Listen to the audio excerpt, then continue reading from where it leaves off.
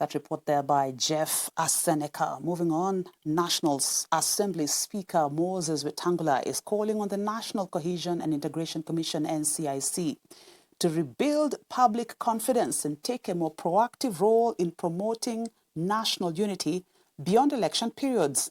Speaking during a meeting with the Commission at Parliament buildings, Wetang'ula said the NCIC must address the trust deficit that has undermined its work since it was established after the 2007 post-election violence. Meanwhile, Parliament has been urged to enhance the Commission's investigative powers. Our reporter Alice Diana has more. National Assembly Speaker Moses Wetang'ula says the National Cohesion and Integration Commission, NCIC, must become more visibly throughout the year and not only during the election seasons. The Speaker says the Commission, which was created to foster national unity after the 2007 post-election violence, continues to struggle with public trust and should redefine its role to better serve Kenyans. You go to get an ID, what's your name? What's your father's name? What's your grandfather's name? What's your great-grandfather's name? Where did he come from? Where did he settle? Why did he settle here? By the time you answer those questions, you've given up and you leave. You get 60-year-olds without IDs because of those restrictions. Yeah. You are treated as a non-citizen, you have given birth to citizens. Right. And so on and so forth.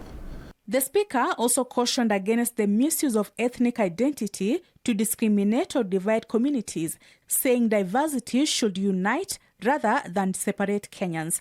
He further challenged the Commission to strengthen collaboration with key institutions, including the Director of Criminal Investigations, the Office of the Director of Public Prosecutions, the Judiciary, and the Independent Electoral and Boundaries Commission to effectively tackle hate speech and election-related offences.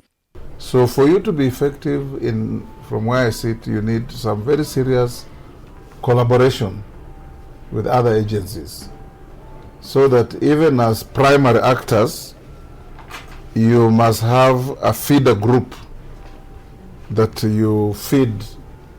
For example, an MOU with the DPP, have an MOU with the DCI, have an MOU with EACC, have an MOU with all those bodies that do identical work or can help further what you do, so that whatever you do does not go to gather dust in certain offices. Meanwhile, NCIC Chairperson Bishop Kefa Omae says the Commission has already rolled out its roadmap towards the 2027 general election, focusing on preventing political violence, reducing ethnic divisions, and promoting peaceful political engagement. Parliament has also been urged to enhance the Commission's investigative powers, as stronger legal tools are needed to effectively deal with hate speech and other cases that threaten national unity. We came into the office, of course we are within the first 100 days of our rapid response in ensuring that we execute the mandate of the Commission. And we began our programs, and we are running with that. Yes. In the process, we had to do what we call the scanning of the environment, to getting to know the Commission where we are serving and the kind of responsibilities we've been given. And we came up with what we would call the strategic direction. So we're asking if the House can support us, and of course we know with your leadership, we can get the support to first of all align our institution, NCIC, with the 2010 Constitution, anchor it under Article 59 of the Constitution, so that we become a constitutional commission like CAJ and GEC. And then after that challenge is resolved, then we restore the independence of the commission and also the security of tenure. Alice Diana, Hope TV News Watch.